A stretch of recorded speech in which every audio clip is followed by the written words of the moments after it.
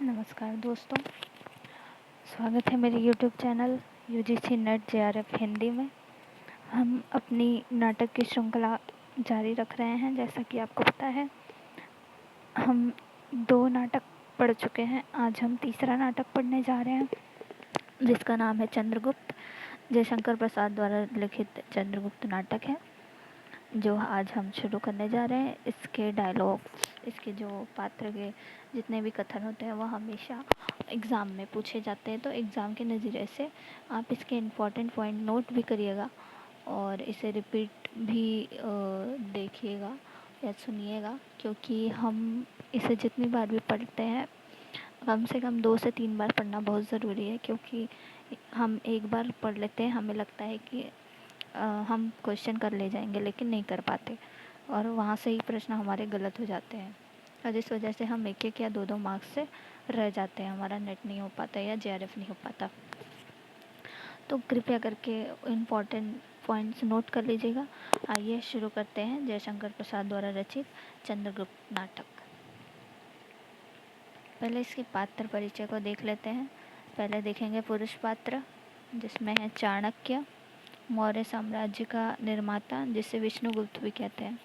चंद्रगुप्त मौर्य सम्राट, नंद मगध का सम्राट, राक्षस मगध का अमात्य, वररुचि मगध का अमात्य, सक्तार मगध का मंत्री, आम्बिक तक्षशिला का राजकुमार, सिंहरण मालव गढ़मुख्य का कुमार, पर्वतेश्वर पंजाब का राजा यानी पोरश, सिकंदर ग्रीक विजेता, फिलिप सिकंदर का छत्रप, मौर्य सेनापति चंद्रगुप्त के पिता, निज़ाक्रिटिस सिकंदर का सहचर, देवबल नागदत्त गणमुख्य, मालव गणतंत्र के पदाधिकारी, साइबर्टियस मेगास्थनीज यवनदूत हैं, गांधार नरेश आम्बिक का पिता, सिल्यूकस सिकंदर का सेनापति, दांडायन एक तपस्वी है।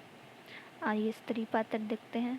अलका तक्षशिला की राजकुमारी, सुवासिनी सक्तार की कन्या, कल्याणी मगध राजकुमारी, नीला लीला कल्याणी की सहेलियां हैं। ठीक है। मालविका सिंधु देश की कुमारी, कार्नेलिया सिल्यूकस की कन्या, मौर्य पत्नी चंद्रगुप्त की माता, एलिस कार्नेलिया की सहेली। यहाँ से शुरू होता है हमारा प्रथम अंक और प्रथम अंक में प्रथम दृश्य जो है वह है स्थान तक्षशिला के गुरुकुल का मठ। चाणक्य और सिंहरण आते हैं। चाणक्य कहता है, पहले सौम्य कुलपति ने मुझे गृहस्थ जीवन में प्रवेश करने की आज्ञा दे दी। केवल तुम्ही लोगों को अर्थशास्त्र पढ़ाने के लिए ठहरा था, क्योंकि इस वर्ष की भावी स्नातकों को अर्थशास्त्र का पाठ पढ़ाकर मुझे आकिंचन को गुरु दक्षिणा चुका देनी थी। ठीक है, ये किसका डायलॉग है? चाणक्य का। सिंहरण सिंहरण कहता है, आर्य मालवों को अर्थशास्त्र की उतनी आवश्यकता नहीं जितनी अस्त्र शास्त्र की। किसकी आवश्यकता नहीं है? अर्थशास्त्र की। और किसकी आवश्यकता है? अस्त्र शास्त्र की। इसलिए मैं पाठ में पिछड़ा रहा, क्षमा प्रार्थी हूँ। चाणक्य, अच्छा, अब तुम मालव जाकर क्या करोगे? सिंहरण, अभी तो मैं मालव नहीं जाता, मुझे तक्षशिला की राजनीति पर दृष्टि रखने की आज्ञा मिली है। चाणक्य, मुझे प्रसन्नता होती है कि तुम्हारा अर्थशास्त्र पढ़ना सफल होगा। क्या तुम जानते हो कि यवनों के दूत यहाँ क्यों आए हैं?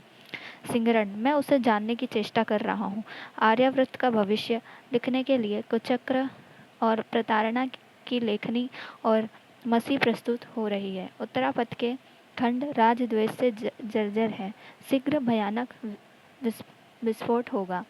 सहसा आम्बिक और अलका का प्रवेश होता है। ठीक है, पहले अंक के पहले दृश्य में ही 4 लोग, पहले चाणक्य और सिंहरण का संवाद चल होता है और फिर सहसा और आम्बिका वहीं प्रवेश हो जाता है। तो कितने लोग हो गए? 4 लोग हो गए। ठीक है। आम्बिक कहता है, कैसा विस्फोट? युवक, तुम कौन हो? सिंहरण, एक मालव। आम्बिक, नहीं, विशेष परिचय की आवश्यकता नहीं। सिंहरण, तक्षशिला गुरुकुल का एक छात्र। किसका छात्र है? तक्षशिला के गुरुकुल का एक छात्र है। कौन है? सिंहरण। आम्बिक, देखता हूँ कि तुम दुर्विनीत भी हो। सिंहरण, कदापि नहीं राजकुमार। विनम्रता के साथ निर्भीक होना मालवों मालवों का अवसान गुप्त चरित्र है और मुझे तो तक्षशिला की रक्षा का भी गर्व है। आम्बिक कहता है, परंतु तुम किसी विस्फोट की बातें अभी कर रहे थे और चाणक्य क्या तुम्हारा भी इसमें कोई हाथ है? चाणक्य चुप रहता है। आम्बिक क्रोध से कहता है, बोलो ब्राह्मण, मेरे राज्य में रहकर मेरे मेरे अन्न पर पलकर मेरे ही विरुद्ध कुचक्र का सृजन। चाणक्य, राजकुमार, ब्राह्मण न किसी के राज्य में रहता है और न किसी के अन्न से पलता है, स्वराज्य में विचरता है और अमृत होकर जीता है। वह तुम्हारा मिथ्या गर्व है। ब्राह्मण सब कुछ सामर्थ्य रखने पर भी स्वेच्छा से इन माया स्तूपों को ठुकरा देता है, प्रकृति के कल्याण के लिए अपने ज्ञान का दान देता है। किसका कथन है? चाणक्य का। खास करके चाणक्य के सभी महत्वपूर्ण कथन नोट करिएगा, क्योंकि चाणक्य कथन कभी क्रम से, कभी 3-4 डायलॉग देके पूछ लिया जाता है चाणक्य कथन कौन सा है, तो इसका वो डायलॉग हमेशा नोट करिएगा। आम्बिक कहता है, वह काल्पनिक महत्व माया जाल है, तुम्हारे प्रत्यक्ष नीच कर्म उस पर पर्दा नहीं डाल सकते। चाणक्य, सो कैसे होगा अविश्वासी क्षत्रिय?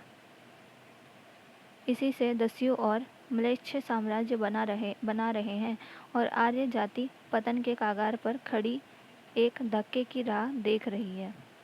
ठीक है, आम्बिक को करारा जवाब देते हैं चाणक्य।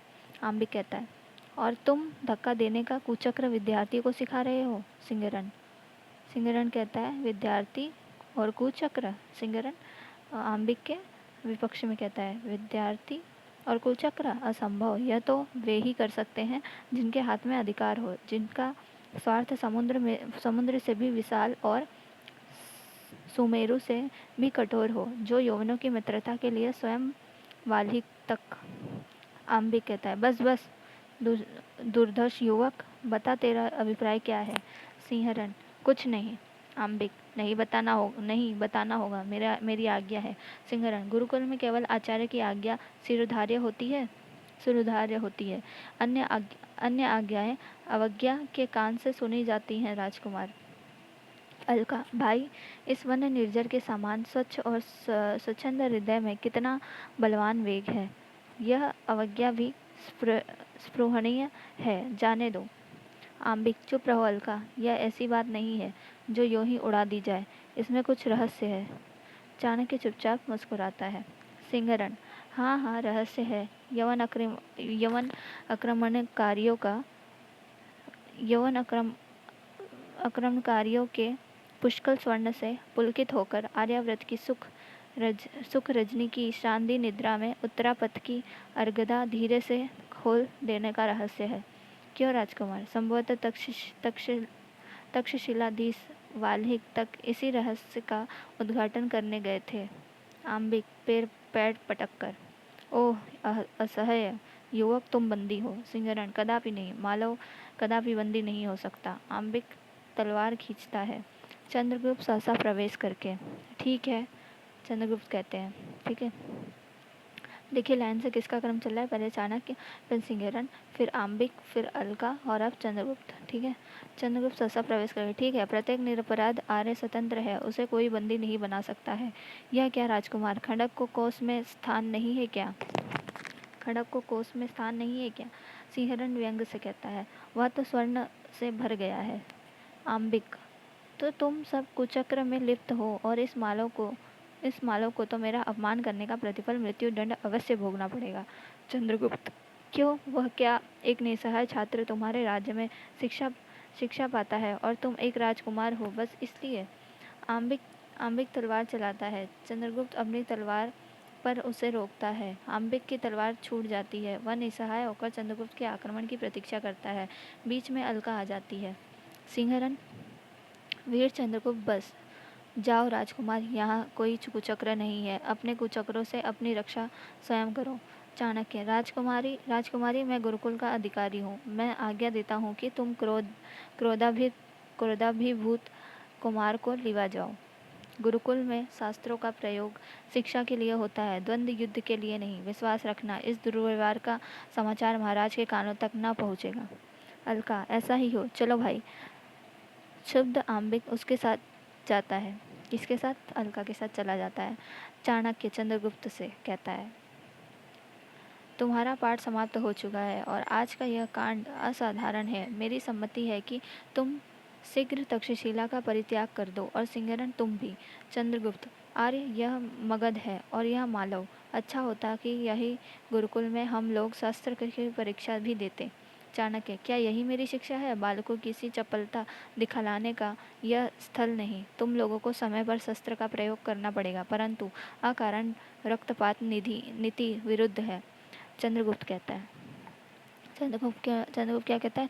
आर्य, संसार भर की नीति और शिक्षा का अर्थ मैंने यही समझा है कि आत्मसम्मान के लिए मर मिटना ही दिव्य जीवन है। किसका कथन है? चंद्रगुप्त का। ठीक है, नोट कर लीजिएगा इसे। सिंहरण मेरा आत्मीय है, मित्र है, उसका मान मेरा ही मान है।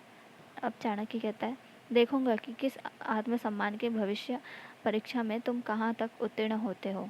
सिंहरण, आपके आशीर्वाद से हम लोग अवश्य सफल होंगे। चाणक्य, तुम मालव हो और यह मगध, यही तुम्हारे मान का अवसान है ना? परंतु आत्मसम्मान इतने ही से संतुष्ट नहीं होगा। मालव और मगध को भूलकर जब तुम आर्याव्रत का नाम लोगे तभी वह मिलेगा। क्या तुम नहीं देखते हो कि आगामी दिवसों में आर्याव्रत के सब स्वतंत्र राष्ट्र एक के एक अनंतर दूसरे विदेशी विजेता के पद दलित होंगे। आज जिस व्यंग को लेकर इतनी घटना हो गई है, वह बात भावी गांधार नरेश आम्बिक के हृदय में शल्य के समान चुभ गई है। पदच्चन नरेश पर्वतेश्वर के विरोध के कारण यह क्षुद्र हृदय आम्बिक यवनों का स्वागत करेगा और आर्याव्रत का सर्वनाश होगा। कौन कहता है? चाणक्य कहता है। चंद्रगुप्त, गुरुदेव विश्वास रखिए, यह सब कुछ नहीं होने पावेगा। यह चंद्रगुप्त आपके चरणों की शपथ पूर्वक प्रतिज्ञा करता है कि यवन यहाँ कुछ न कर सकेगा। चाणक्य, तुम्हारी प्रतिज्ञा अचल हो, परंतु इसके लिए पहले तुम मगध जाकर साधन संपन्न बनो। यहाँ समय बिताने का प्रयोग नहीं। मैं भी पदचंद नरेश से मिलता हुआ मगध आऊँगा। और सिंहरण, तुम भी सावधान। सिंहरण, आर्य आपका आशीर्वाद ही मेरा रक्षक है। चंद्रगुप्त और चाणक्य प्रस्थान होता है। सिंहरण कहता है, अब एक अग्निमय गंधक का स्रोत आर्याव्रत के लौ अस्त्रागार में घुसकर विस्फोट करेगा। चंचला रण लक्ष्मी इंद्रधनुष सी विजयमाला हाथ में लिए उस सुंदर नील लोहित प्रलय जलद में विचरण करेगी और वीर हृदय मयूर से नाचेंगे। तब आओ देवी, स्वागत। अलका का प्रवेश, मतलब अलका कहती है, मालव वीर, अभी तुमने तक्षशिला का परित्याग नहीं किया? सिंहरण, क्यों देवी, क्या मैं यहाँ रहने के उपयुक्त नहीं हूँ? अलका, नहीं, मैं तुम्हारी सुख शांति के लिए चिंतित हूँ। भाई ने तुम्हारा अपमान किया है, पर वह अकारण न था। जिसका जो मार्ग है उस पर वह चलेगा। तुमने अनधिकार चेष्टा की थी। देखती हूँ कि प्राय मनुष्य दूसरों को अपने मार्ग पर चलाने के लिए रुक जाता है और अपना चलना बंद कर देता है। सिंहरण, परंतु भद्रे, जीवन काल में भिन्न भिन्न मार्गों की परीक्षा करते हुए जो ठहरता हुआ चलता है वह दूसरों को लाभ ही पहुंचाता है। यह कष्टदायक तो है, परंतु निष्फल नहीं।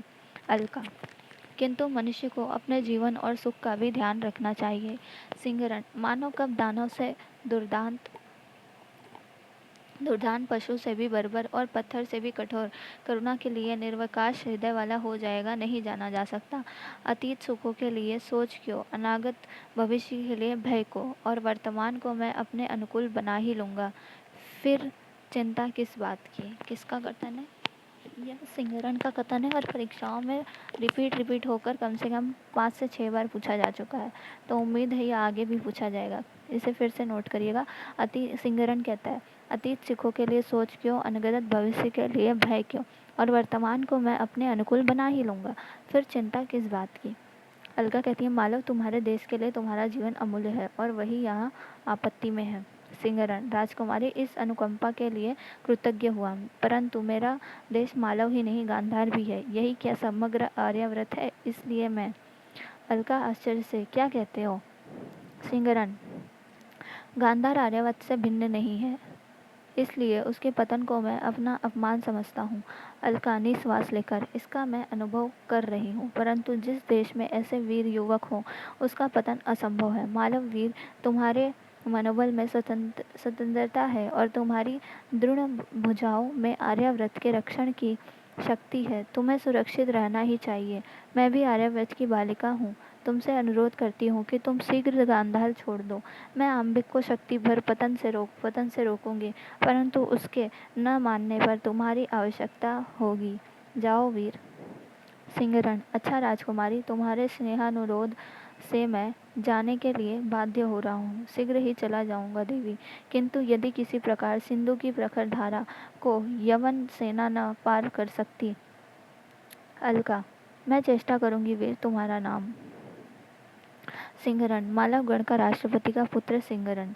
अलका, अच्छा, फिर कभी। दोनों एक दूसरे को देखते हुए प्रस्थान करते हैं। अब आता है दूसरा दृश्य। पहले अंक का दूसरा दृश्य जो है मगध सम्राट का विलास कानन और विलासी युवक और युवतियों का विहार। ठीक है। नंद प्रवेश करके, आज वसंत उत्सव है क्या? देखिए, नंद किस उत्सव का जिक्र कर रहा है? वसंत उत्सव का। कभी कभी पहली लाइन से ही ऐसे प्रश्न पूछ लिए जाते हैं कि हमें लगता है हमने पढ़ा तो है, तो हमें आ क्यों नहीं रहा है या याद क्यों नहीं आ रहा है। तो यही सब पॉइंट जो हमें नोट करने होते हैं। नंद प्रवेश करके क्या कहता है? आज वसंत का उत्सव है क्या? एक युवक, जय हो देव, आपकी आज्ञा से कुसुमपुर में नागरिकों ने आयोजन किया है। नंद कहते हैं, परंतु मदिरा का तो तुम्हारे समाज से अभाव है, फिर अमोद कैसा? एक युवती से कहते हैं, देखो देखो, तुम सुंदरी हो, परंतु तुम्हारे यौवन का विभ्रम अभी संकोच की अर्गला से जकड़ा हुआ है। तुम्हारी आंखों में काम का सुकुमार संकेत नहीं, अनुराग की लाली नहीं, फिर कैसा प्रमोद? एक युवती, हम लोग तो निमंत्रित नागरिक हैं देव, इसका दायित्व तो निमंत्रण देने वाले पर है। नंद, वाह, यह अच्छा उलाहना रहा। अनुचर से कहते हैं, मूर्ख, अभी और कुछ मनावेगा? तू नहीं जानता कि मैं ब्रह्मास्त्र से अधिक इन सुंदरियों के कटील कटाक्षों से डरता हूँ। ले आ, शीघ्र ले आ। नागरिकों पर तो मैं राज्य करता हूँ, परंतु मेरी मगध की नागरिकाओं का शासन मेरे ऊपर है। श्रीमती, सबसे कह दो, नागरिक नंद कुसुमपुर के कमनीय कुसुमों से अपराध के लिए क्षमा मांगता है और आज के दिन वह तुम लोगों का कृतज्ञ सच्चर मात्र है। अनुचर लोग प्रत्येक कुंज में मदिरा कलश और चषक पहुंचाते हैं। राक्षस और सुवासिनी का प्रवेश, पीछे पीछे कुछ नागरिक। कौन आता है? राक्षस और सुवासिनी का प्रवेश कब होता है? पहले अंक के दूसरे दृश्य में। सबसे पहले नंद का प्रवेश होता है। ठीक है। तो राक्षस है, सुवासिनी, एक पात्र और, चलो इस कुंज में। सुहास राक्षस कहता है, सुहासिनी, एक पात्र और, चलो इस कुंज में। सुहासिनी, नहीं, अब मैं न संभल सकूंगी। राक्षस, फिर इन लोगों से कैसे पीछा छूटेगा? सुहासिनी, मेरी एक इच्छा है। एक नागरिक कहता है, क्या इच्छा है सुहासिनी? हम लोग अनुचर हैं, केवल एक सुंदर आलाप की, एक कोमल मूर्छना की लालसा है। सुहासिनी, अच्छा, तो अभिनय के साथ। सब उल्लास से। मन सुंदरियों की रानी सुहासिनी की जय। सुहासिनी, परंतु राक्षस को कच्छ का अभिनय करना पड़ेगा। किसका अभिनय? कच्छ का। एक नागरिक, और तुम देवयानी क्यों? देवयानी क्यों? यही ना। राक्षस राक्षस मचमच राक्षस सचमुच राक्षस होगा यदि इसमें आनाकानी करे तो। चलो राक्षस। दूसरा, नहीं मूर्ख, आर्य राक्षस कह। आर्य राक्षस कर इतने बड़े कला कुशल विद्वान को किस प्रकार संबोधित करना चाहिए? तू इतना भी नहीं जानता? आर्य राक्षस, इन नागरिकों की प्रार्थना से इस कष्ट को स्वीकार कीजिए। राक्षस उपयुक्त स्थान ग्रहण करता है, कुछ मूक अभिनय, फिर उसके बाद सुहासिनी की भाव सहित गान। तो सबसे पहले जो गीत आता है प्रथम अंक के द्वितीय दृश्य में, जो सुहासिनी नंद के विलास में गाती है, नंद के कानन विलास में गाती है। तुम कनक किरण के अंतराल में लुक छिपकर चलते हो क्यों? नतमस्तक गर्व गहन करते यौवन के चंद्रस कन डरते। हे लाज भरे सौंदर्य, बता दो मौन बने रहते हो क्यों? अंदरों अंदरों के मधुर कगारों में, कलकल ध्वनि की गुंजरों में, मधु सरिता सी यह हंसी तरल अपनी पीते रहते हो क्यों? बेला विश्व की बीच चली रजनीगंधा की कली खिली, अब सांध्य मलय आकुलित बुकुल कुलित हो यो छिपते हो क्यों? साधु साधु की ध्वनि आती है पीछे से। नंद कहते हैं, उस अभिनेत्री को यहाँ बुलाओ। सुवासिनी नंद के समीप आकर प्रणत होती है। नंद, तुम्हारा अभिनय तो अभिनय नहीं हुआ। नागरिक, अपितु वास्तविक घटना, जैसे देखने में आवे वैसे ही। नंद, तब तुम बड़े कुशल हो। ठीक कहा। सुवासिनी कहती है, तो मुझे दंड मिले, आज्ञा कीजिए देव। नंद, मेरे साथ एक पात्र। सुवासिनी, परंतु देव एक बड़ी भूल होगी। नंद, वह क्या? सुहासिनी, आर्य राक्षस का अभिनय पूर्ण गान नहीं हुआ। नंद, राक्षस? नागरिक, यही है देव। राक्षस आकर प्रणाम करता है। नंद नंद कहते हैं, वसंत उत्सव की रानी की आज्ञा से तुम्हें गाना होगा। राक्षस, उसका मूल्य होगा एक पात्र कादम्ब। क्या मूल्य होगा? एक पात्र कादम्ब। सुवासिनी पात्र भरकर देती है। ठीक है।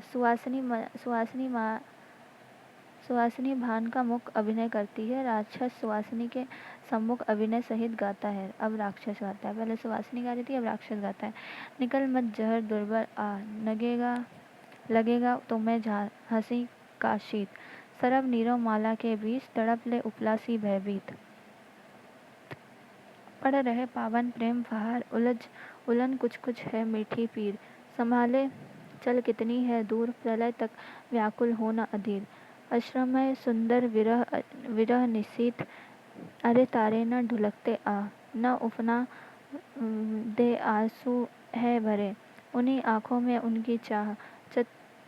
काकली सी बनने की तुम्हें लगन लग जाए न, हे भगवान, पपीहा का भी सुनता कभी। अरे कोकिल की देख दशा न, हृदय है पास सास की राह। चले आना जाना चुपचाप, अरे छाया बन छूमत उसे। भरा है तुझमें भीवन ताप, हिलाकर धड़कन से अविनित। जगा मत सोया है सुकुमार, देखता है स्मृतियों का सपना। हृदय पर मत कर अत्याचार। कोई नागरिक, स्वर्गीय आत्माएं, वक्रनाम के कुल की जय। नंद, क्या कहा? वक्रनाम का कुल? नागरिक, हाँ देव, आर्य राक्षस उन्हीं के भातृपुत्र हैं। किसके? वक्रनाम के कुल के भातृपुत्र है। कौन है? राक्षस। नंद कहते हैं, राक्षस, आज से तुम मेरे आत्मा वर्ग में नियुक्त हुए। तुम तो कुसुमपुर के एक रत्न हो।